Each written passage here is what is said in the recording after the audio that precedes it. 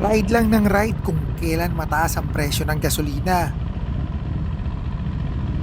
The usual meetup point, Shell Jarvis. Dito yan sa may Marcos Highway. Meron tayong bibisitahin na cafe somewhere sa Tuhian Cove or sa Tuhian, somewhere sa Catanawan, Quezon ito. And also meron tayong pupuntang resort na White Sand Beach, mga 3 to 4 hours away lang ito sa meetup point namin. Dahil nagtitipid tayo sa toll gate, dito tayo dumaan via Teresa, Rizal. Daanan natin dito yung mga bayan ng Baraz, bayan ng Lucban, Quezon. Dadaanan natin yung bypass ng Pagbilao bago natin papasukin yung Bundok Peninsula. Grabe, ang ganda ng overlooking view dito ng Teresa, oh. Kita mo yung baba. Ganda ng scenery. Ito yung mga trip naming mga riders. Yung mga magagandang scenery. Nakaka-relax. Nakakawala ng stress habang nagra-ride ka. Lalo na sasabayan mo ng mga winding road katulad nito. Medyo matraffic lang pagbaba dito sa Teresa at ibang mga parts ng Rizal. Pero most of our trip naman, halos 80% is puro freeways or puro stretch lang. Meron mga konting-konting bangkingan pero talagang nagandahan kami doon sa rutang tinahak namin. Panoorin nyo yung video na to, medyo may kahabaan yan, pero at least magkaroon kayo ng idea kung ano yung mga magagandang daan na hindi ka magto-toll fee. Isa din pala sa mga reason kung bakit kami sa looban nagdadaan kasi dito mo makikita yung mga specialty o delicacy nila.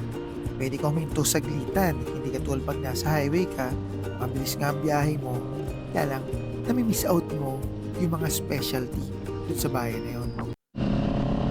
Siya, pababayaan ko muna kayo manood ang biyahe namin. Hindi ko.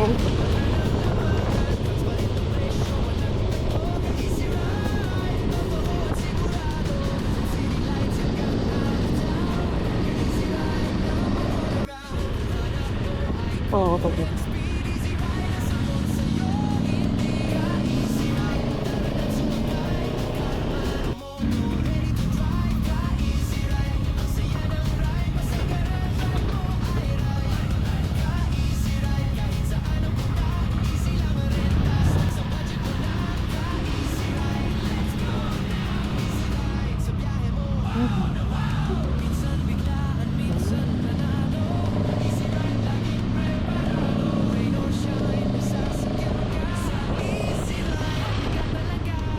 Aming tami.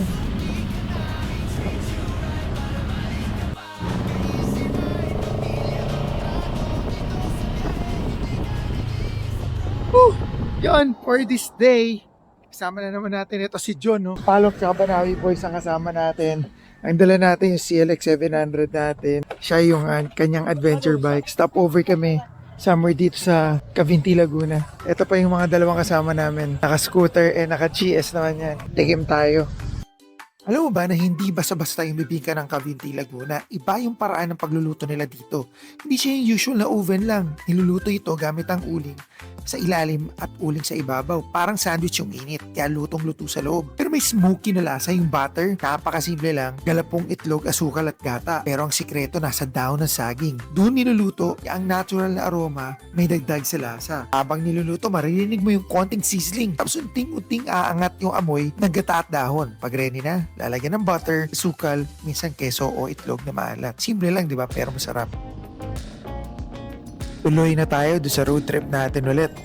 Sa totoo lang, na-enjoy ko yung ruta na to. Napaka-smooth ng road, napakalapad ng kali. At ang maganda doon, ang konti ng sasakyan na dumadaan dito. Hindi pala kami ganun ka-expert sa daan, kaya gumamit lang kami ng Google Map at pinin namin doon yung talagang destination namin. At ito yung kalyeng tinuro sa amin. Minsan kapag kaganito, kaganda yung kalye, yung bangkingan, napaka-smooth ng road, nag-carried away tayo. Kaya ingat-ingat lang din. Maging responsableng rider po tayo. Sa group ride, mahalagang sundin ang spearhead dahil siya ang nagsiset ng pace at nagbabasa ng kondisyon ng kalsada para sa buong grupo. Bilang rider, kailangan mo rin matutong tumansya ng road condition tulad ng buhangin, lubak o basa sa daan para makapag-adjust ka agad at maiwasan na disgrasya. Ang alam ko sa parte na to, approaching na kami ng town proper ng Lucban and ang view na nakikita nyo rito sa harapan namin, Yan yung Mount Banahaw. Ang Mount Banahaw pala ay isang sagradong bundok sa pagitan ng Laguna at Quezon. Kilala yan hindi lang sa ganda ng kalikasan, kundi yung spiritual significance nito sa maraming deboto. Ang daming naniniwala na mayroong banal na energy dito. Kaya dinadayo ito sa panata, meditation, tsaka yung mga pilgrimage. Bukod dun, paborito rin itong akyatin ng mga hikers. Hindi na kami pumasok ng town proper ng Lukban, nag-bypass na lang kami papunta ng Pagbilao, Quezon.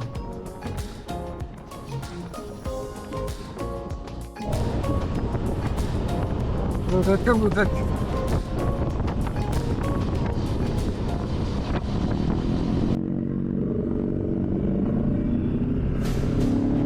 Kasalubong din wala. Ito yung isang malaking pagkakamali ko since sa first time ko mapadaan dito, hindi ko alam na mayroon palang island sa gitna. Buti na lang at gravel ito. Pinadya ko na rin pakita dito sa video na to, although may pagkakamali ako, pero awareness na rin para sa iba. Para kung sakali mapadaan kayo dito sa may Pagbilao Bypass Road, maging aware kayo na mayroong gravel island or may island sa gitna ng bypass road ng Pagbilao, Quezon. Matetempt ka naman talaga mag-overtake dahil sa bagal ng mga truck na nagdadaan dito. Approaching na kami ng National Highway. Kapag kumaliwa ka dyan, papunta na yan ng Atimonan, Quezon.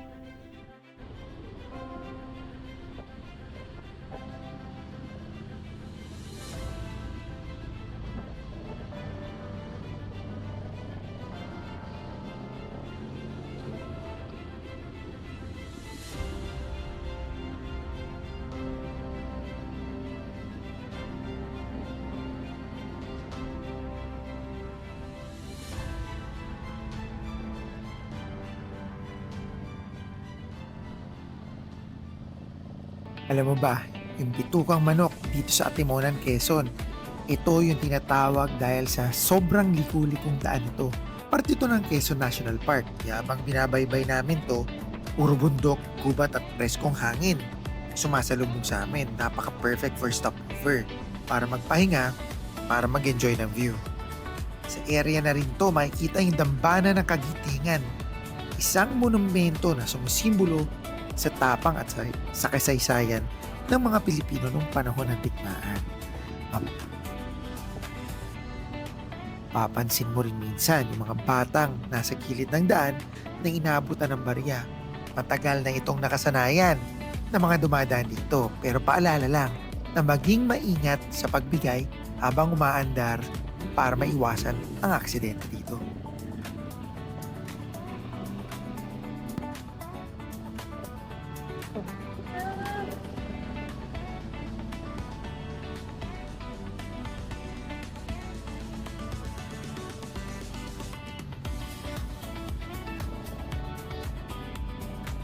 Hindi ito talaga yung destination namin. Sinight trip lang namin ito.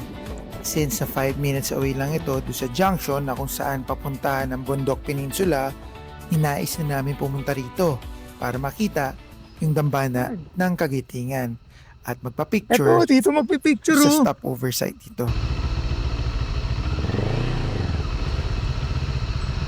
Yung Timonan stop. Dito na kami oh.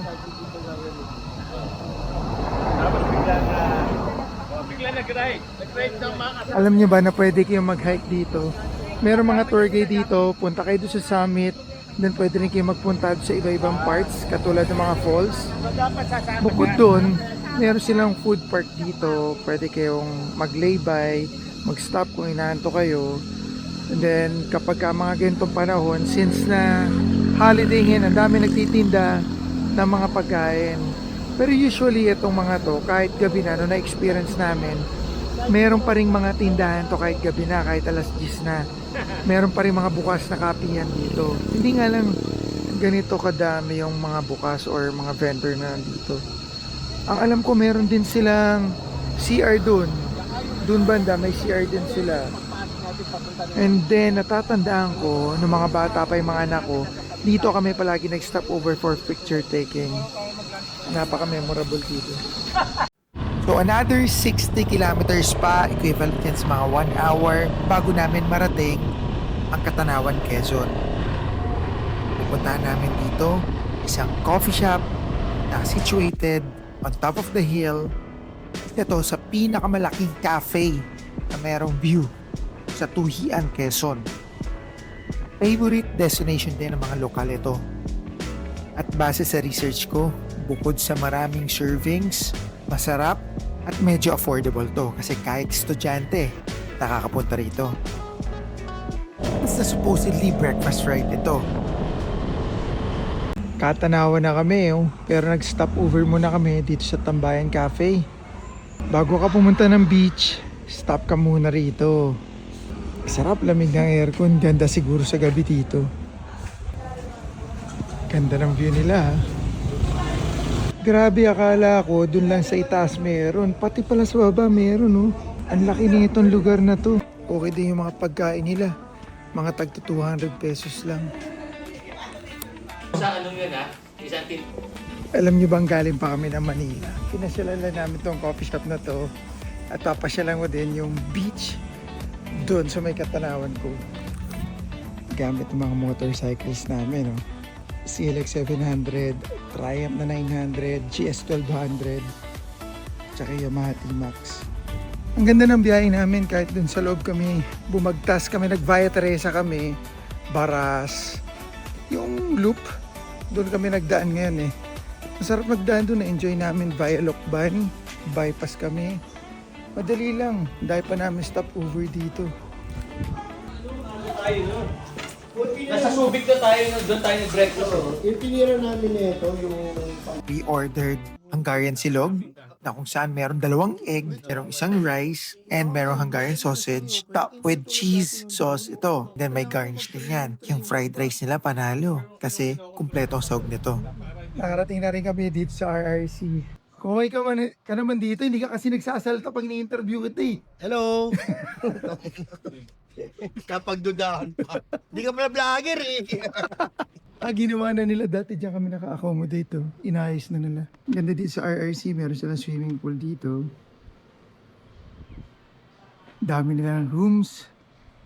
Sa tingin ko kaya nila makakapag-accommodate up to 70 or 80 persons na rito. Ilan na kasya dito sa inyo ngayon? Ilang katao na? Kaya? 20, ano po yan? 23 room? 23. 25 room. Kasya ang 100 katao. Kaya naman, sir. Nagkayayaan lang kami. Sabi ko Lima ata. Kaya Gapaluto po Pwede mo kayo po. sir ng pagkain? anong magpaluto ako ng siguro pansit muna. Po kayo. Oo. pili na lang kayo sa kung anong gusto nyo doon sa labas. Doon kami. Magpwesto ha. Kung naghahanap ka ng lugar na kumpleto na lahat, food, activities, at chill vibes, bro, ito na yon. Welcome to RRC Pool and Beach Resort. Isang spot na swak sa barkada, pampamilya at lalo na sa company outings dahil ang laki ng lugar nila. Una sa lahat, i-check mo to. May beach ka na, may pool ka pa. So kung gusto mo chill lang or gusto mo mag-swimming all day, ikaw ang bahala. May mga cottages and tables din sila. Perfecto kung gusto nyo may sariling space yung grupo nyo. Hindi siksikan, hindi hassle. Overnight naman kayo, may rooms na ready. Pwede pang couple, pwede pang group. So tuloy-tuloy ang bonding hanggang gabi. Swimming tayo! Tuhian Cove to RRC Beach Resort. Hinggaw din ang dagat Sosolo ka dyan, Boss Dennis Oo. Ang puti ng mukha mo Ang maganda pa dito, may food Sarap po, packages na. halo-halo. Hindi mo naisipin kung saan By the kakain. beach. Kasi sila na pahala dito. Magdagdag na naman ng konting adventure. May island hopping, banana boat, jet ski. Hindi lang chill, may thrill din. So kung plan nyo mag-outing na walang stress at kumpleto na lahat, RRC is definitely a solid choice. So tara, tanong, kailan kayo pupunta? Medyo bitin pero okay na. Umalis kami ng Tuhian ng mga 4:30 in the afternoon at nakarating naman kami ng bahay roughly mga alas 9 o alas 10 na ng gabi. We take the route going to Candelaria, Quezon and then via San Juan in Batangas going straight to Ibaan and entry ng Star Tollway and then SLEX tayo all straight through. Next time, kung trip mo yung mga ganitong klaseng ride, Isama ka sa amin. Ride tayo.